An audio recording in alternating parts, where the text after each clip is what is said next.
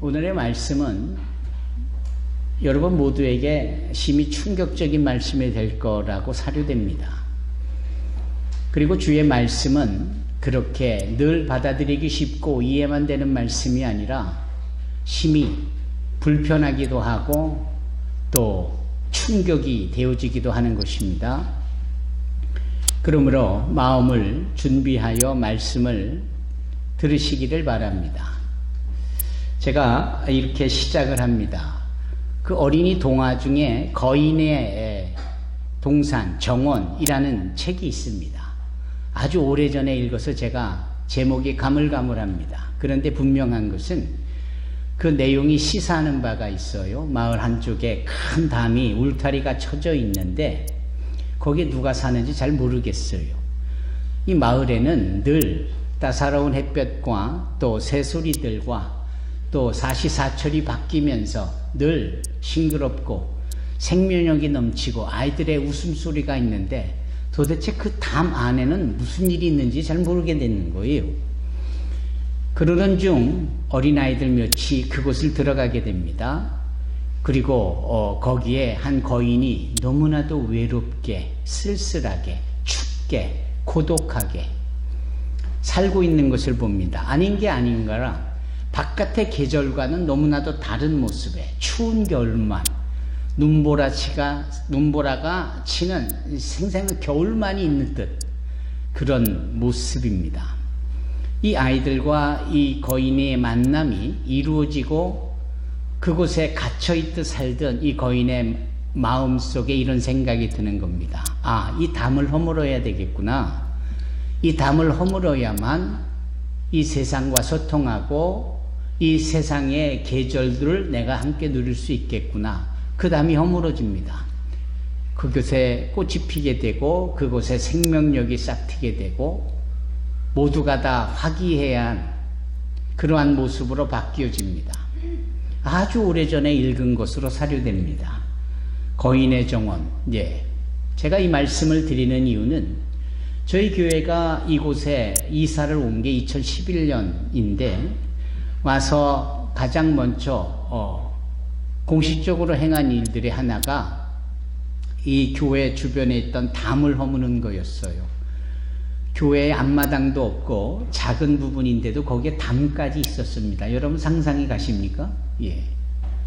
그 담을 흔들어서 무너뜨렸습니다. 그래서 이 앞에 우리 계단이 훤히 들여다 보이고 그 안에 도서관이 보이고 그 안에 길도 있고 그 골목으로 들어가면 이쪽 집하고는 또 담이 있었는데 그것도 허물어서 그것도 없애버렸습니다. 이 담을 허문다라는 것은 의미가 있는 일이라고 생각을 합니다. 격리가 되어지고 뭔가 구별이 되어지고 차별이 되어진 이런 것들을 없앰으로 하나가 되어진다 이런 의미이기도 한 것이겠죠. 그런데 심리학자들의 말을 빌리면 모든 사람들은 남녀노소를 할 것 없이 그 마음에 담이 쳐져 있다 그래요. 보이지 않는 담이겠지만 분명하게 존재하는 겁니다.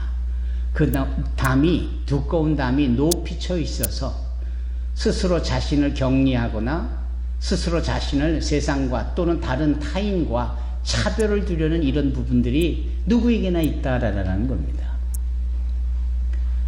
나에겐 그게 없어요 라고 하는 사람들도 가만 보면은 그런 형태는 아닐지라도 이 펜스, 울타리가 쳐져져 있는 거예요. 여러분이 서울대공원에 가보면 그 옆으로 산책길이 있는데 이 산책길 옆을 다니다 보면은 그 동물원이나 이런 쪽하고 구별을 시키기 위해서 울타리가 쳐져 있고 그 위에 아주 뾰족뾰족한 날카로운 것들을 장치해 놓아가지고 누구도 넘어갈 수 없게 또 그 안에서 누구도 넘어오지 못하도록 하는 이런 장치가 되어 있습니다. 여러분은 우리의 심리적인 상황 속에 마음속에 그러한 뾰족뾰족하고 날카롭고 거친 이런 울타리가 쳐져 있다면 우리는 그것을 없애야 합니다. 그 울타리를 무너뜨려야 합니다. 우리에게 존재하는 이 담을 무너뜨려야만 우리가 소위 내부 깊숙이 영혼 깊숙이 심리적인 것까지도 소통이 일어납니다. 여러분, 하나님의 말씀이 내 안에서는 왜 그렇게 자라지를 않는 걸까? 왜 주의 말씀을 듣기는 하였는데도 왜 그 말씀이 소위 내 안에서 역사되지 않는 것일까? 울타리가 있어서 그래요. 우리가 담을 쳐놓은 것이 있어서 그럽니다. 눈으로는 볼 수 없으나 심리적으로, 내부적으로 그러한 것이 있으니까 주의 말씀이 들어오지를 않는 겁니다. 주의 말씀이 더해지지를 않는 거예요. 이런 점에서 볼 때 우리는 이 울타리를, 이 담을 반드시 허물어 드려야 하는 겁니다. 우리는 이 부분에 대한 시도 없이는 하나님의 역사를 기대할 수 없습니다.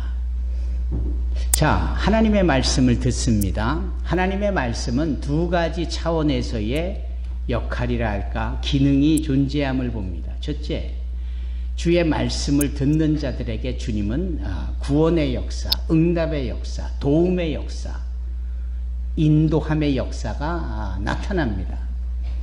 그래서 하나님의 말씀을 듣게 되어지면 그 말씀이 들려지고 마음에 담아두는 사람들에게는 소위 하나님의 인도하심과 도우심과 응답해 주심과 역사로 인한 구원의 경험이 있게 되어집니다.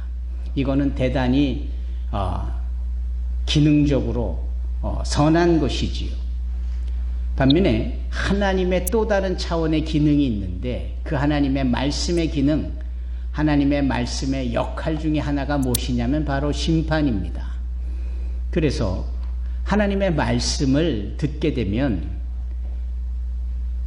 자동적으로 구원의 자리에 있는 것이 아니라 그 하나님의 말씀을 듣기는 듣는데 전혀 준비가 되지 않은 채 들으면, 전혀 기대하지 않는 채 주의 말씀을 들으면 그게 사람들의 영혼에 불편함을 초래합니다.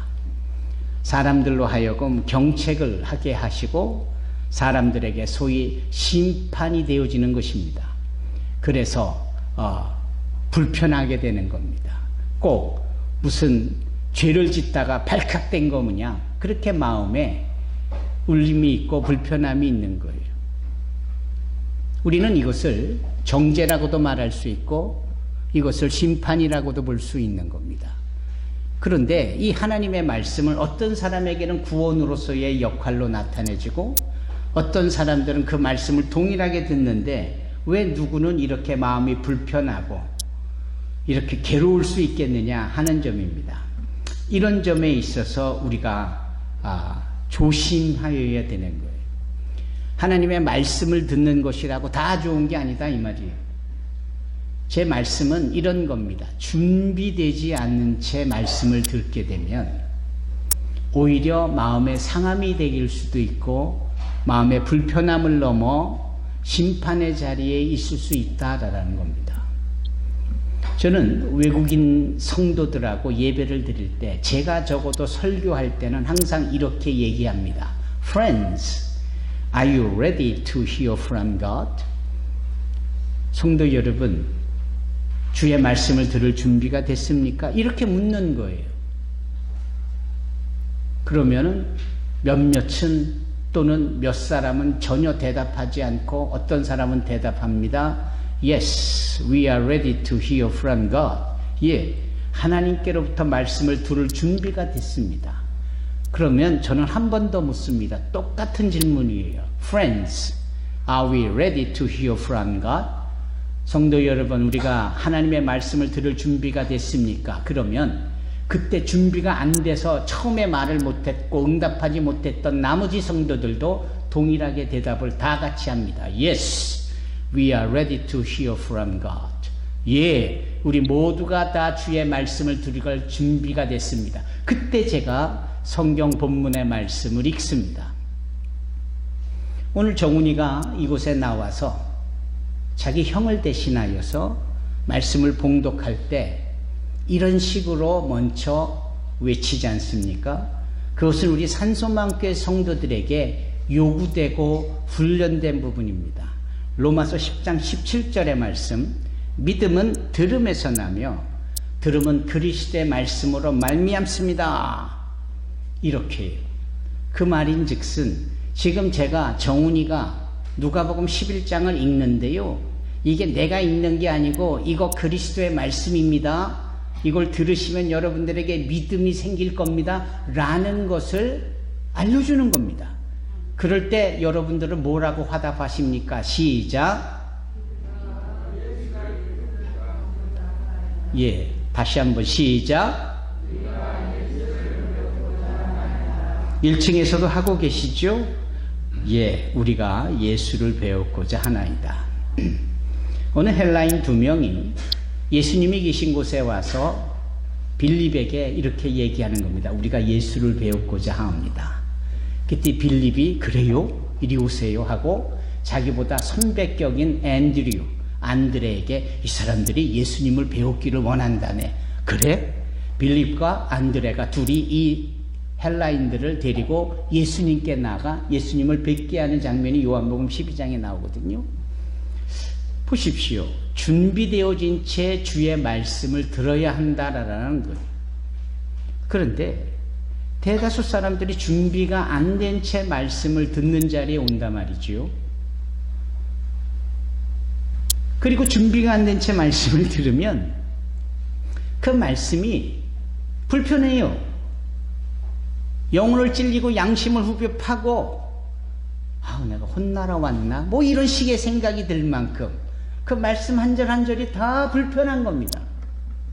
반면에 그 전날부터 내일이 주일이니까 일찍 잠자리에 들고 내일은 무슨 말씀을 주실까 기대감도 가져보며 아침에 일어나 눈 뜨고 기도하면서 오늘 주일에 교회 가서 하나님께서 나에게 무슨 말씀을 하실 것인가 이렇게 기대하고 오면 그 말씀이요 나를 살려요. 그 말씀이 나에게 풍성한 생명을 주고 그 말씀이 나를 치유하고 그 말씀이 나를 위로하고 격려하고 돌파해야 될 문제들을 돌파할 수 있는 힘, 에너지, 능력을 주신다 이 말입니다. 그걸 한 번도 경험해 보지 못하니까 이렇게 말을 해도 과연 그럴까라는 의구심이 들 뿐이겠죠. 해보세요. 준비되어진 채 말씀을 듣는 자리에 나와보세요. 1층에 계시는 분들도 마찬가지입니다. 요한복음 1장에 보면 태초에 말씀이 계시니라 이 말씀이 하나님과 함께 하셨으니 이 말씀이 곧 하나님이시라. 이 말씀이 그리스도의 말씀이 우리에게 믿음을 주는 이 말씀이 하나님이다 이렇게 요한복음 1장 1절에 말씀하거든요. 이게 어느 사람의 말이 아닌 거예요. 그래서 적어도 이런 강단에서 강대상에서 설교자가 또는 성경을 봉독하는 어린아이들이 나와서 초대되어져 말씀을 읽을 때 그것이 그들의 소리, 그들의 음성, 그들의 말이 아니라 하나님의 약속의 말씀이다 라는 사실입니다. 그리고 이러한 약속의 말씀, 하나님의 말씀이라고 인정되어져 들을 때 그 말씀이 우리를 살린다니까요. 우리를 구원하십니다. 그러나 준비가 안 돼서 그게 하나님의 말씀으로 들려지지 않으면 그 말씀은 나를 괴롭히고 나를 불편하게 하고 나를 정죄하고 나를 심판하게 한다 이 말씀입니다. 어떻게 동일한 말씀인데 누구는 구원을 받고 동일한 하나님의 말씀인데 누구는 심판을 받아 마음이 불편하고 괴로워야 합니까? 비가 내립니다. 그 비가 내리는 것으로 인하여서 노아가 만든 방주가 뜨게 됩니다. 그 노아의 방주 안에 있는 사람들은 다 구원을 받은 생명들이에요. 그러나 동일하게 내리는 비에 모두가 다 멸절되고 맙니다. 같은 이치입니다. 말씀이 증거되어지는 눈에 누구는 구원의 자리에 있고 누구는 심판의 자리에 있고 왜 그래야 합니까? 그것은 철저하게 우리가 준비가 안 돼 있고 그 말씀의 기능을 우리가 제대로 인식하지 못한 그런 결과가 아니냐라는 겁니다. 여러분 요한복음 12장 47절로 48절의 말씀을 펴보실까요? 요한복음 12장 47절로 48절의 말씀입니다.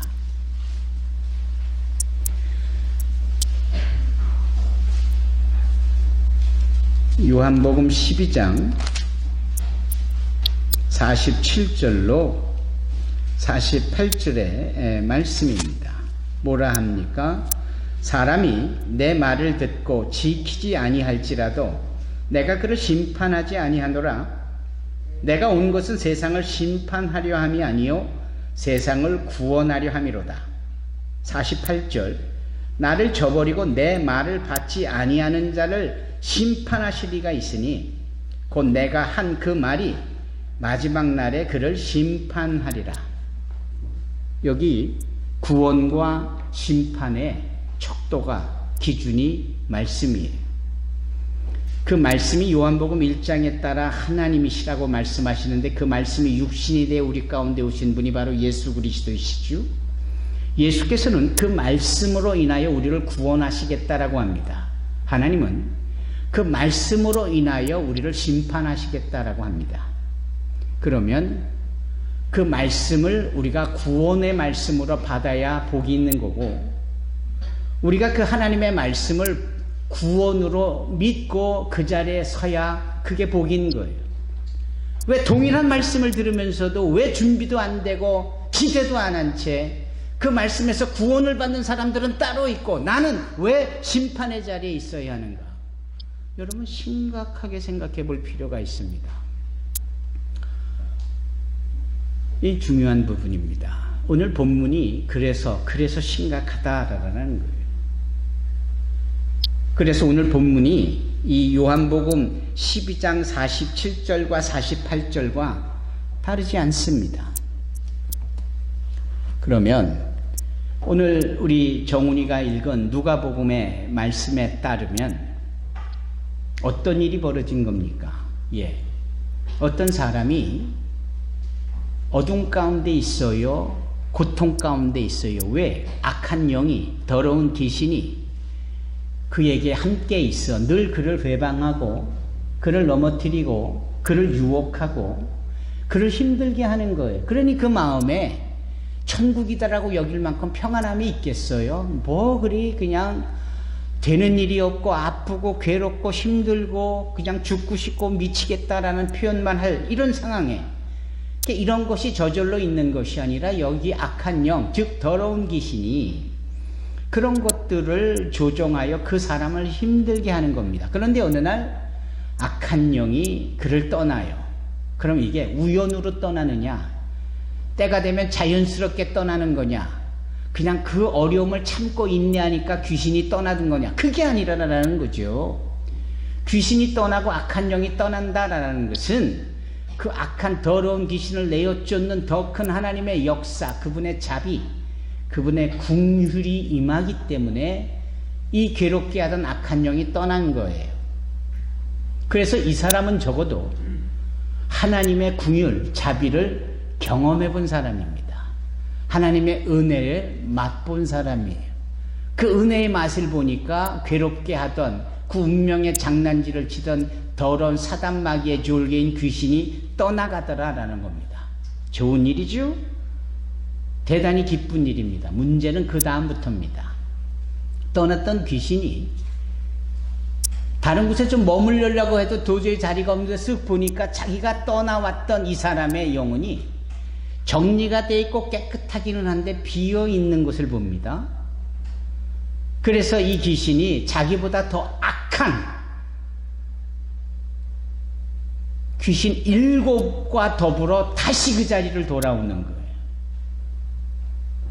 그러다 보니 결과는 어떤 겁니까? 귀신이 한 마리가 있을 때보다 악한 귀신 7가 있으니 그 상황이 훨씬 나빠진 거예요.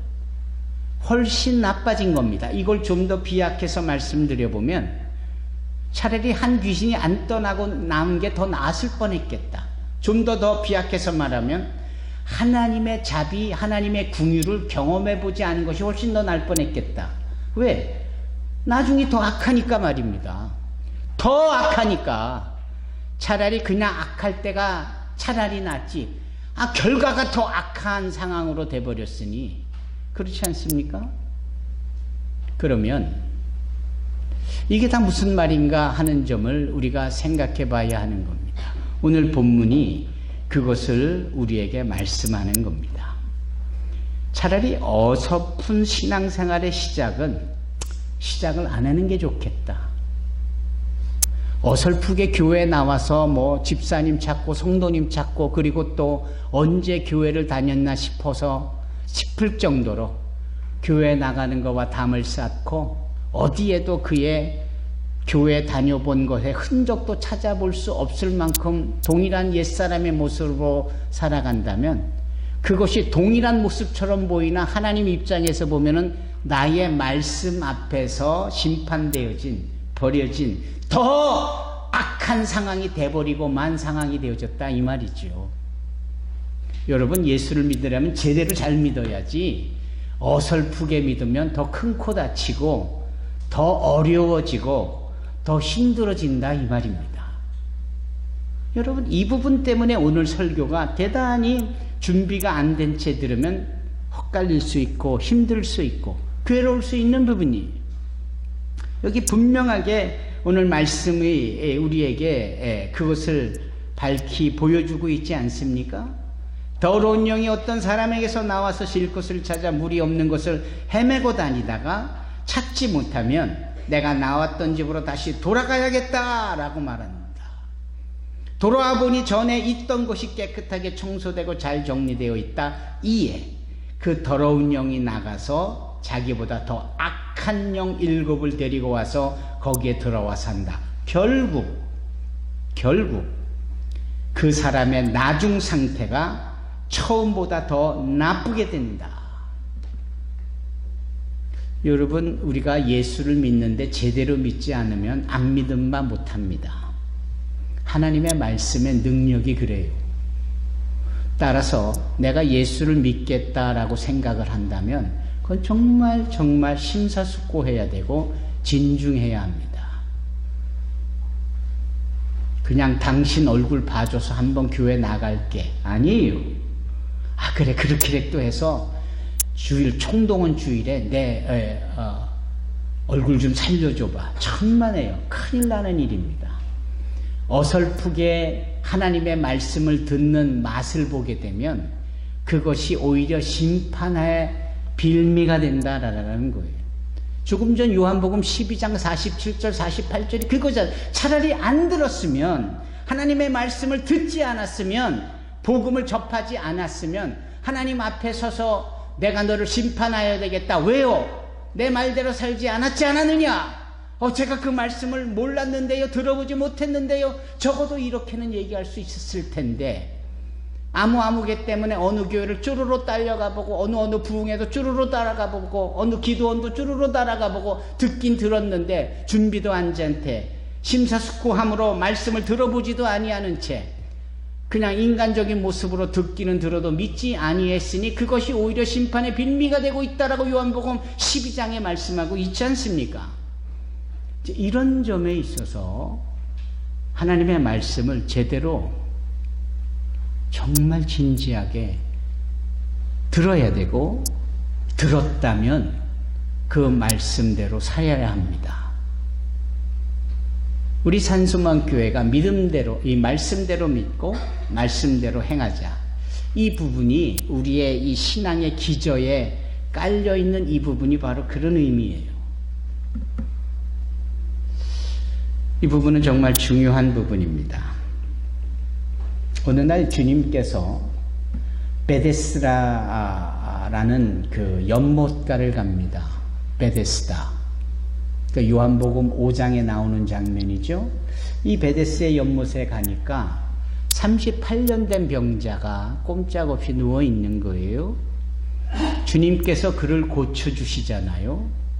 그리고 그 요한복음 5장을 좀 더 읽어봐 보니까 주님이 고침을 받은 이 사람을 다시 만나는 장면이 나와요. 그때 주님이 뭐라고 그러시냐면, 이제 네가 형편이 나아졌구나, 네가 복을 얻었구나, 네가 은혜를 입어서 병이 나은 거지, 그러면 더 상황이 나빠지지 않도록 죄짓지 마라, 이렇게 말씀합니다. 찾아보실까요? 요한복음 5장입니다. 요한복음 5장에 따르면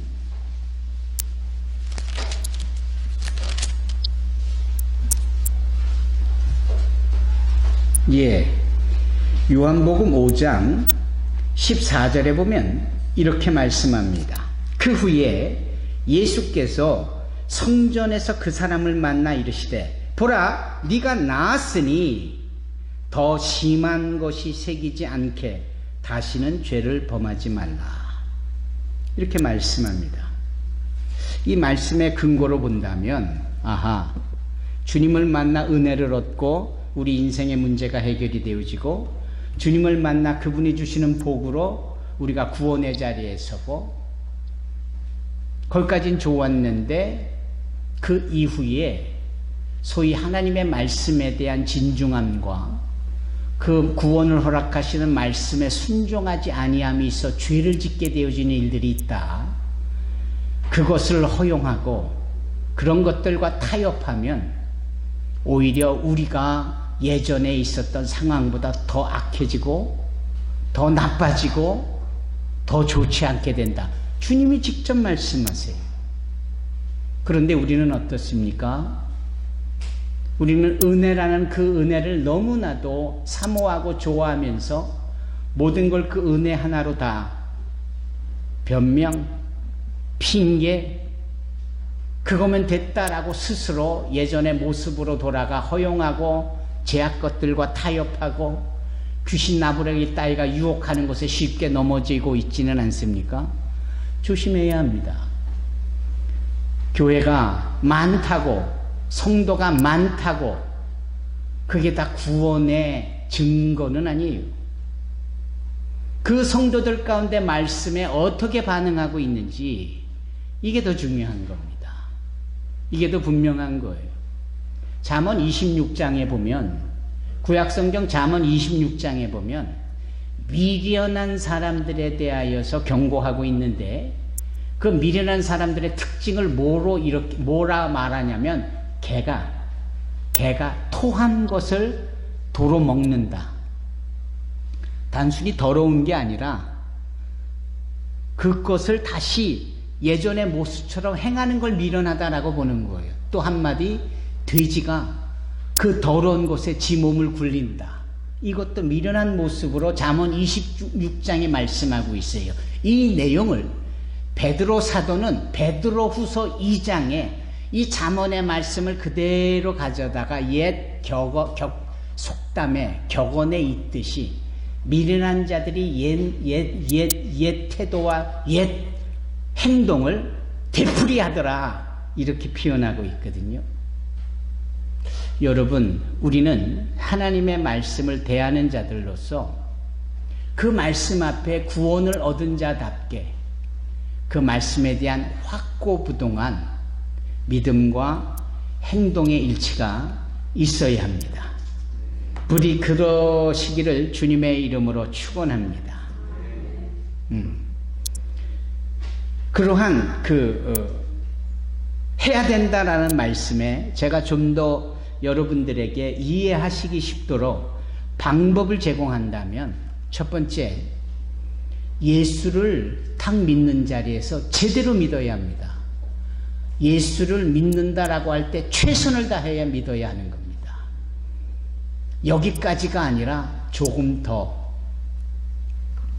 아령을 들고 덤벨을 들고 근육 운동을 할 때 내 근육이 10번을 할 정도까지는 된다. 그러면 11번, 12번, 13번까지 늘려가야 내 근육이 점점 커지고 힘이 생기는 논리지요. 이 믿음이 이렇게 점점 자라가고 점점 강해질 수 있도록 매사에 최선을 다해야 하는 겁니다. 아브라함이 하나님을 만나가며 그의 삶이 변하잖아요. 어느 날 하나님의 천사들이 그 아브라함이 머무는 곳에 오실 때 아브라함이 한눈에 봐서 저분들이 하나님이 보낸 천사로구나 라는 사실을 알아요. 그리고 아는 것으로 끝나지 않고 그분들을 맞이하러 나가는데 그냥 맞이하러 가는 게 아니라 뛰어나가 맞이했다 그래요. 소위 우리네 속담, 우리의 말, 우리의 정서대로라면 너무나도 반갑고 귀하다라는 것을 표현할 때 무슨 발로 뛰어나간다고요? 버선발로 뛰어나가. 바로 그런 개념. 여러분, 신앙이라는 게, 예수를 믿는 신앙이라는 게 이런 것이어야 된다라는 거예요. 예배를 드려 뛰어나갈 수 있을 만큼, 주님의 이름으로 사역에 동참하는 일에 기뻐하여 달려갈 만큼, 이런 열정, 이런 최선이 우리에게 있어야 하는 겁니다. 두 번째로는 뒤를 돌아보지 말아야 합니다. 왕년에 따지고 지나간 날에 좋았던 시절을 따지고 그걸 생각하면 생각할수록 현실이 만족함이 없다라는 것을 의미하지 않습니까? 왜 돌아보십니까? 왜 뒤를 보며 아쉬워하십니까? 아브라함의 조카 롯의 부인이 앞만 보고 뛰어가 구원을 받아야 되는 자리에서 뒤를 돌아보다가 소금 기둥이 되었다라고 합니다. 아마도 그것은 맛을 잃은 소금으로서 던져져 사람의 발에 밟힐 뿐이다 라는 주님의 말씀에 대한 예표적인 사건이었을 겁니다. 그렇다면 그 여인이 왜 돌아봤을까요? 미련이 남은 겁니다. 곧 하나님의 불이 내려와 태워버려져 버리고 심판당할 소돔에 대한 미련, 재산이었을까요? 알고 있는 지인들에 대한 미련이었을까요? 성경은 그런 것에 대해서 함구하고 있지만 구원받은 사람으로서 정해진 구원의 자리에 뛰어가고 앞만 보고 달려갈 것을 말씀하는데, 이 여인은 가다 말고 서서 뒤를 돌아보며 그 순간 그는 우리 모두에게 반면교사가 되기 위함으로 소금 기둥이 되고 맙니다. 뒤를 돌아보지 마십시오. 뒤를 보면 뒤를 볼수록 여러분들은 현실의 신앙생활에 대한 참 기쁨과 은혜의 진정한 가치를 모르게 될 겁니다. 하나님이 주신 그 놀라운 역사와 은혜와 구원의 기쁨을 별것 아닌 것처럼 생각할 거예요. 뒤를 돌아보지 마십시오. 자, 예수를 믿을 때 최선을 다하여, 그리고 과거사를 돌아보지 말고 뒤를 돌아보지 말자라는 거예요. 좀 더 구체적으로 말하면 세 번째 무엇이겠느냐? 그 뒤를 돌아보게 연연해 하는 그 어떤 미련의 꺼리가 남아있는 것을 과감하게 없애버리기 바랍니다. 과감하게 태워버리기를 바랍니다. 세계사를 보면, 성진아, 세계사를 보면 페르시아가 이 그리스, 헬라 나라를 침공에 들어가는데 그분들이 이겨요. 페르시아 군대가 그 큰 헬라 제국을 넘어뜨리는데 전략은 단 하나입니다. 그들이 헬라를 가기 위해선 배를 타고 가야 되는데 배를 타고 가서 상륙을 하잖아요.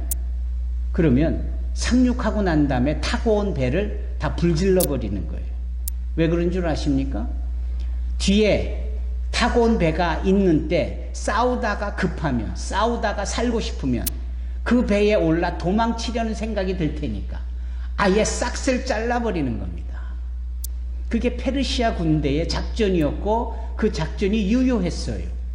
돌아갈 어떤 것이 없게 만들어 놓는 거죠. 여러분, 출애굽을 한 이스라엘 백성들 앞에 하나님께서 바다를 여시고 바다를 지나게 하시고 그 다음에 하나님이 또 행하신 일이 바다를 다시 도로 합칩니다. 왜? 돌아갈 길을 끊쳐내 버리는 거예요. 그 영적인 원리 앞에 우리는 여전히 여차하면 이런저런 거에 대한 꺼리를 남겨두는 부분들이 있는데, 그러면 그럴수록 하나님 앞에서의 구원을 받은 성도로서의 모습이 아니다라는 거죠. 어떻습니까? 과거에 대해서는 돌아갈 생각도 또 돌아가게 하는 어떠한 꺼리도 남겨두지 말아야 합니다. 이 부분이 정말 중요한 겁니다. 그리고 여기 본문의 말씀에서도 우리가 생각해 볼 수 있겠지만 말입니다. 절대로 우리는 하나님의 말씀 앞에 순종해야 합니다. 순종을 처음부터 하지 않으면 나중에 순종할 거를 생각해 보면 그게 안 되는 거예요. 요나 선지자를 기억하잖아요. 요나가 하나님의 말씀을 들어요. 그 말씀이 무엇이었습니까? 너희는 저 큰 니누에로 가서 저 죄를 짓고 심판받을 저 영혼들에게 내 메시지를 전해라. 그랬더니 요나가 그 말씀을 듣고는 순종을 해요, 안 해요? 안 해요. 그리고 정반대인 다시스로 도망하려고 배 타고 저 배 밑에 자기 몸을 숨겨요. 그럴 때 하나님이 폭풍을 보내시고 배가 좌초하게 만드는 그 직전까지 가게 하시고, 그 원인이 이 요나에게 있음을 요나도 알고 뱃사람도 알고, 그 요나가 던져지니까 폭풍이 사라지고 배는 안정적으로 됐는데 깊은 바다에 던져진 요나가 그때부터 문제인데, 하나님이 큰 물고기를 예비하셔서 그를 꿀꺽 삼킴으로 물고기 뱃속에서 3일 낮밤을 정말 죽음의 사지 끝자락에서 하나님 앞에 회개합니다. 그럴 때 하나님께서 그 기도 들으시고 두 번째로 말씀을 주실 때, 그가 그때서야 그 말씀에 순종을 하여 니느웨로 가서 하나님의 말씀을 전하는 내용이 요나 1장, 2장, 3장, 4장의 내용입니다. 아시죠? 결국은 해피엔딩이에요. 하지만 그 해피엔딩을 처음부터 해피하게 갈 수도 있는데, 꼭 처음에는 불순종을 해서 죽을 똥살똥 개고생을 하고 그렇게 힘들게 3일을 애쓰고, 그리고 그 다음에 나서 쥐어 터지고 매맞아 거의 다 죽게 되어졌음에 기회를 다시 얻어서 해피엔딩으로 가는 거, 그거보다 처음부터 하나님의 말씀에 순종하여 하나님의 허락하신 해피한 삶을 사는 게 더 좋지 않겠습니까? 왜 그렇게 순종하는 것이 어렵고, 왜 그렇게 하나님의 말씀을 준비된 채 들음으로, 준비되지 않은 채 들음으로 오히려 뾰족뾰족한 가시에 그분의 두 날 가진 그 칼처럼 예리한 그 칼에 찔려가며 아파하며 힘들어하느냐고요. 성도들이 힘들고 괴로운 모습을 보면 준비가 안 되고 하나님의 말씀에 대한 구원의 자리보다 심판의 자리에 있기 때문에 그런 겁니다. 여러분, 오늘 본문의 말씀은 귀신의 역사에 대한 얘기가 아니라 은혜를 받았으나 그 은혜의 진정한 가치를 소홀하게 여기며 하나님의 말씀을 들었으나 그 말씀에 제대로 순종하지 않은 자의 더 악한 상황으로 갈 수 있는 가능성을 보면서 하나님은 아예 우리에게 말씀하시고 요구하시는 겁니다. 내 말이 너희에게 구원의 능력이 되기를 원하고, 내 말에 너희가 처음부터 순종하여 최선을 다하여 이 말씀을 담아낼 때 너희가 진정한 나의 백성이요 나의 성도다라는 겁니다. 부디 저와 여러분들이 이 말씀에 따라 순종함으로 복을 얻는 자리에 서기를 주님의 이름으로 축원합니다.